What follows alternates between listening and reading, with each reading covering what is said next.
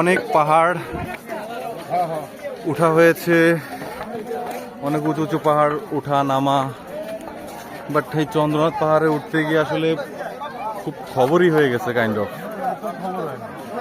আমি তো মরেই যাচ্ছিলাম। রাকেশ খান অলরেডি একবার হিট স্ট্রোক করে ফেলেছে, তাকে আমরা জেনারেল ট্রিটমেন্ট দিয়ে এরপরে হচ্ছে সুস্থ করে চন্দ্রনাথ পাহাড়ে আসলাম।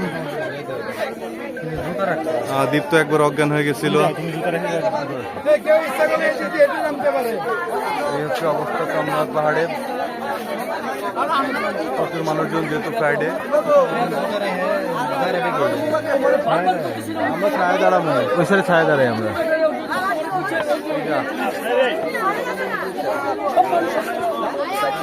ঘর দাঁড়িয়ে বলা যাবে না।